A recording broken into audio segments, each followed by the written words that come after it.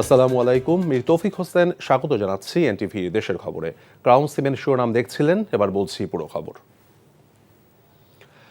রাষ্ট্র সংস্কার নিয়ে আগামীকাল থেকে রাজনৈতিক দলগুলোর সঙ্গে আলোচনা শুরু হবে বলে জানিয়েছেন শিল্প ও গণপূর্ত উপদেষ্টা আদিলুর রহমান খান। সকালে স্বৈরাচার প্রতিরোধী দিবস উপলক্ষে রাজধানীর হাইকোর্ট গেটের সামনে শিক্ষা চত্বরে স্বৈরাচার পতন আন্দোলনের শহীদদের প্রতি শ্রদ্ধা জানানো শেষে তিনি কথা জানান। অন্তর্বর্তীকালীন সরকার দেশের মানুষের অধিকার ফিরিয়ে দিতে চায় জানিয়ে তিনি বলেছেন, নতুন ব্যবস্থায় বাংলাদেশে ফ্যাসিবাদ আর মাথাচাড়া দিয়ে উঠতে পারবে না। এ সময় ৮২ থেকে ৯০ ছাত্র আন্দোলনের নেতাকর্মীরা সহ বিভিন্ন সংগঠন ও শহীদদের প্রতি শ্রদ্ধা জানান। বলেন, ৯০ এবং ২৪ স্বৈরাচার পতনের আন্দোলন একই সূত্রে গাঁথা। তাই সব ষড়যন্ত্র মোকাবেলা করে রাজনৈতিক দলগুলোকে ঐক্যবদ্ধ থাকার বিকল্প নেই।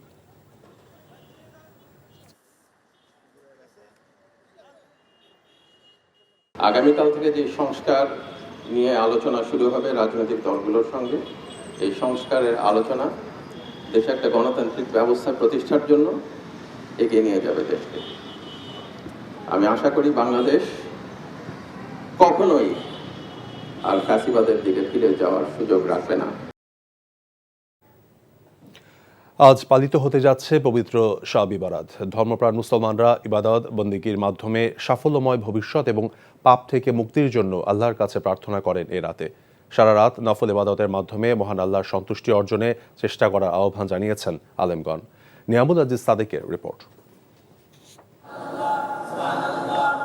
কায়মনোবাক্যে মহান স্রষ্টার স্মরণে ব্যস্ত মুসল্লিরা।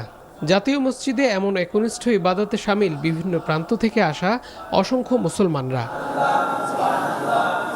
পবিত্র রমজানের আগমনী বার্তা নিয়ে শাবান মাসের মাঝামাঝি সময়ে পালিত হয় শবি বরাত। কিয়ামুল লাইল বা রাতে দীর্ঘ সময় নফল নামাজ আদায় করতে মসজিদে সময় কাটান মানুষ। আল্লাহকে রাজি খুশি করার উদ্দেশ্যে নামাজ, রোজা, নফল ইবাদত এগুলো করে থাকি। আল্লাহ রাব্বুল আলামিনকে হাজির নাজির জেনে আমরা সারা রাত আল্লাহকে রাজি খুশি করার জন্য ইবাদত করে থাকি। শবে বরাতের এক থেকে এটা প্রস্তুতি নেওয়া শুরু হয়ে যায় যে রমজান মাসে তারাই পড়াতে হইব, ওইটা নিয়ে আর কি আমরা ইয়াদ করা শুরু করে দিই। ফার্সি শব্দ শবি বরাতে ভাগ্য নির্ধারিত হয় কিনা তা নিয়ে বিতর্ক থাকলেও এমন রাতের মর্যাদা নিয়ে একমত আলেমরা। ওই তারিখে রাসূল সাল্লাল্লাহু আলাইহি ওয়াসাল্লাম উম্মতের মাগফিরাতের জন্য সারা রাত কান্নাকাটি করছেন, ইয়া আল্লাহ আমার উম্মতকে মাফ করে দাও। এই হাদিসের আমলের কারণে গুরুত্ব দেওয়া হয়েছে যে তোমরাও ওই রাতে ইবাদত করো এবং কান্নাকাটি করো, আল্লাহর কাছে তোমরা তোমাদের মুক্তির কামনা করো। শবে বরাতের মুক্তির রাত। বিশুদ্ধ হাদিস অনুসারে আল্লাহ শাবান মাসের এই রজনীতে বান্দার প্রতি মনোযোগ দেন এবং প্রার্থনাকারীদের ক্ষমা করে দেন। শাবানের মধ্য রজনীর ব্যাপারে রাসূলুল্লাহ সাল্লাল্লাহু আলাইহি ওয়াসাল্লাম অনেকগুলো হাদিস এসেছে। এই মর্মে প্রায় 14 জন সাহাবী থেকে হাদিস বর্ণিত হয়েছে। এখানে যে হাদিসগুলো বর্ণিত হয়েছে, যদি সেই হাদিসগুলোকে একসাথ করা হয় তাহলে হয়তো আমরা এতটুকু বলতে পারি বা এতটুকু কেউ কেউ বলতে পারবে যে এই হাদিসগুলোকে সবগুলোকে একসাথ করলে এই লাইলাতুল নিসফ মিন শাবানের মধ্য রজনীর একটা ভিত্তি সাব্যস্ত হবে। বর্তমানে অবশ্য মানুষের চেতনার মধ্যে কিছুটা পরিবর্তন এসেছে। মানুষ বিষয়গুলোকে উপলব্ধি করতে পেরেছে যে কিছুটা এখানে অতিরঞ্জন আছে। উৎসবের আমেজে রাজধানী সহ সারা দেশেই ধর্মপ্রাণ মানুষের চোখের পানিতে নিজেদের ভুল ত্রুটির জন্য সর্বশক্তিমান রবের কাছে ক্ষমা চান। সৌভাগ্যের রজনী কিংবা লাইলাতুল বরাত, যেটি মনে করা হয় রমজানের একটি পূর্ব সতর্ক বার্তা। মুসলমানরা যেন সত্যিকার অর্থে জিকির, আজগার, তসবিহ, তাহলিল কিংবা পুণ্যের কাজের মাধ্যমে পুরো একটি মাস তাদের সকল পাপাচার মুক্ত করে নতুনভাবে জীবন শুরু করতে পারেন, এ ধরনের একটি প্রেরণা দেওয়া হয়, এ ধরনের একটি বার্তা দেওয়া হয় এই লাইলাতুল বরাতের মাধ্যমে। নিয়ামুল আজিজ সাদেক, এনটিভি নিউজ, বাইতুল মোকাররম, ঢাকা। টঙ্গীর তুরাগ তীরে শুরু হয়েছে বিশ্ব ইজতেমার দ্বিতীয় পর্ব। এতে অংশ নিচ্ছেন ভারতের মুরব্বী মাওলানা সাদ কান্দভিল অনুসারীরা। জুমার নামাজে লাখো মুসল্লি অংশগ্রহণ করেন। রোববার আখিরি মোনাজাতের মাধ্যমে শেষ হবে এবছরের 58তম বিশ্ব ইজতেমা। বিস্তারিত ইফতেখার রেজার রিপোর্টে। জুমার নামাজে অংশ নেয় লাখো মুসল্লি। ইজতেমা ময়দানে জায়গা না পেয়ে অনেকে রাস্তায় জামাতে অংশ নেন। এর আগে ফজরের নামাজের পর আম বয়ানের মাধ্যমে শুরু হয় বিশ্ব ইজতেমার দ্বিতীয় পর্বের আনুষ্ঠানিকতা। সারা দেশ থেকে মুসল্লিরা এসেছেন ইজতেমা ময়দানে। তারা খিত্তায় ভাগ হয়ে অবস্থান নিয়ে ঈমান আখলাকের উপর বয়ান শুনছেন। এসেছেন বিদেশি মুসল্লিরাও। আমরা একটু আলহামদুলিল্লাহ খুব শান্তি এবং খুব সুন্দর শৃঙ্খলা মতে আমরা ইজতেমা পালন করতেছি ইস্তেমায় আসছি ভাই আমরা দিন শিক্ষা করার জন্য আর কি, আল্লাহ এবং আল্লাহ রাসূলের কিভাবে পাই, ভালোভাবে চলতে পারি। কত মুসলিম নরনারী সবার জন্য কাঁচা পাকা ঘর, সবার জন্য দেওয়ার জন্য, সবার জন্য মেহনত করেছি, সবাইকে আল্লাহ তাআলা মাফ করে দেওয়ার জন্য, আল্লাহকে যিনি কীভাবে রাজি খুশি করতে হবে এই জন্য আসছি। আল্লাহর দিন শিক্ষা নেওয়া, তারা যেন যে এইখান থেকে যে যেন তারা দিনকে প্রচার করতে পারে, কারণ আল্লাহ তাআলা বলছেন যে যুবক বয়সের ইবাদতটাই আল্লাহ তাআলার কাছে গ্রহণযোগ্য। বিশ্ব ইজতেমায় আগত মুসল্লিদের প্রত্যাশা, ইজতেমার মাধ্যমে সারা বিশ্বে ছড়িয়ে যাবে শান্তির বার্তা। দেশের জন্য তথা সর্ববিশ্বের জন্য মঙ্গল কামনা করি। আমরা কোনো ভাইয়ে ভাইয়ে কোনো ভেদাভেদ দেখতে চাই না। আমরা ঈমান আমল কামাই করব, আর ঈমান আমল নিয়ে যেন আমি কবরে যেতে পারি, এটাই এক উদ্দেশ্য। আল্লাহর নৈকট্য লাভ করার জন্য আসছি, সবাই যাতে দেশের সারা বিশ্বের মুসলমানদের মঙ্গল কামনার জন্য আসছি।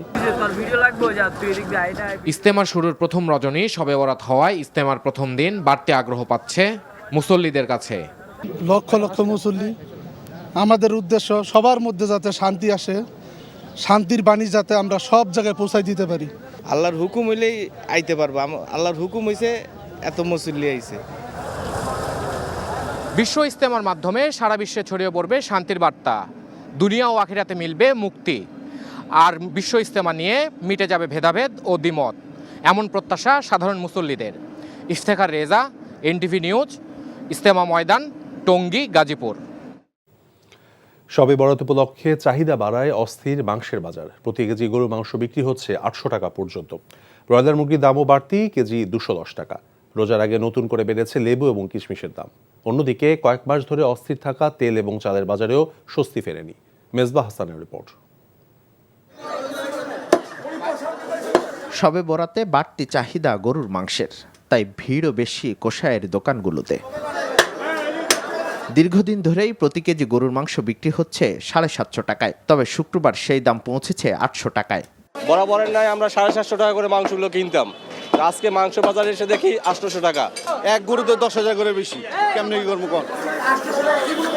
মুরগির বাজার অস্থির। কয়েক সপ্তাহ ধরে 200 টাকার উপর ব্রয়লার মুরগির দাম না উঠলেও এখন কেজি বিক্রি হচ্ছে 210 টাকায়। সোনালির দাম আরও বাড়তি।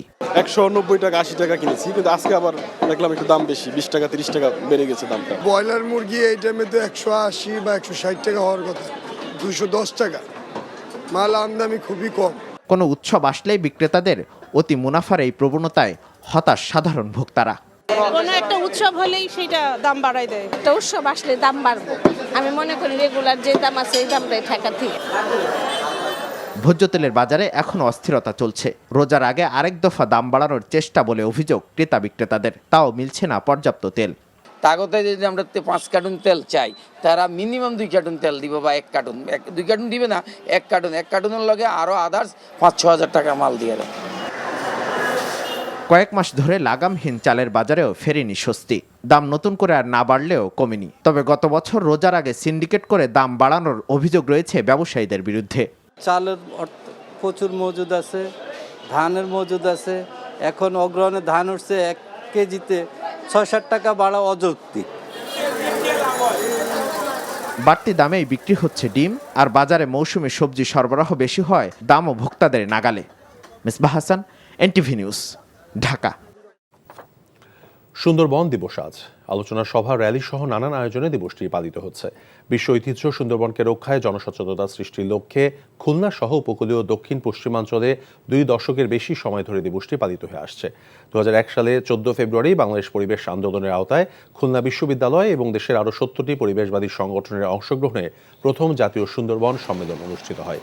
সেই সম্মেলনে 14 ফেব্রুয়ারিকে সুন্দরবন দিবস ঘোষণা করা হয়। এরপর থেকেই প্রতি বছর দিবসটি পালিত হয়ে আসছে।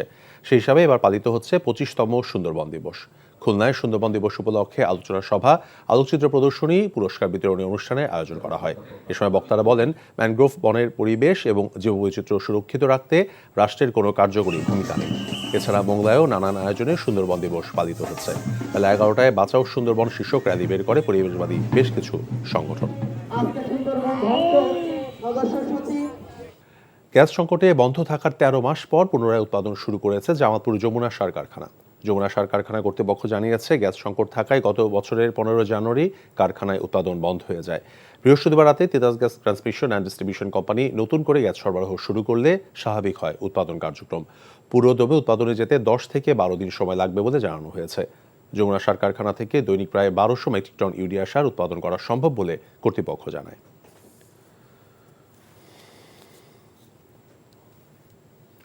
মুন্সিগঞ্জে বাংলাদেশ জাতীয়তাবাদী তাঁতি দলের শ্রীনগর এবং সিরাজদি খান উপজেলার শাখার কর্মী সম্মেলন অনুষ্ঠিত হয়েছে। সকালে শ্রীনগর উপজেলার দামলা জামে মসজিদ সংলগ্ন মাঠে কর্মী সম্মেলনের প্রধান অতিথি ছিলেন বিএনপি জাতীয় নির্বাহী কমিটির স্বেচ্ছাসেবক বিষয়ক সম্পাদক মীর শরাফত আলী সপু। এ সময় তিনি বলেন, আওয়ামী লীগের শীর্ষ নেতৃবৃন্দ দেশ ছেড়ে পালিয়ে গেলেও তাদের দোসররা রয়ে গেছে, তাই সবাইকে সজাগ দৃষ্টি রাখতে হবে। ডিসেম্বরে নির্বাচনের কথা বলায় প্রধান উপদেষ্টাকে ধন্যবাদ জানান তিনি। উপস্থিত ছিলেন মুন্সিগঞ্জ জেলা তাঁতি দলের সভাপতি আশরাফ হোসেন বাবু, সাধারণ সম্পাদক আফসার উদ্দিন গাজী। বিশেষ অতিথি হিসেবে উপস্থিত ছিলেন স্বেচ্ছাসেবক দলের কেন্দ্রীয় কমিটির সাবেক সহসভাপতি আদাত হোসেন উজ্জ্বল। নড়াইলে শেখ রাসেল সেতুর ভিত্তিপ্রস্তরের নাম পরিবর্তন করে জুলাইয়ে শহীদ সালাউদ্দিনের নামকরণ করা হয়েছে। সকালে বৈষম্য বিরোধী ছাত্র আন্দোলনে নড়াইল জেলা শাখার আয়োজনে এই কর্মসূচি পালন করা হয়। এতে নেতৃত্ব দেন জেলা বৈষম্য বিরোধী ছাত্র আন্দোলনের সদস্য সচিব সাফায়েদুল্লাহ। এ সময় বক্তারা বলেন, নড়াইল সহ সারা দেশে আওয়ামী ফ্যাসিস্ট দোসরদের নামে কোনো স্থাপনা থাকবে না, তাই শেখ রাসেল সেতুর নাম পরিবর্তন করে 24-এর গণঅভ্যুত্থানে শহীদ নড়াইল সালাউদ্দিনের নামে নামকরণ করা হয়েছে।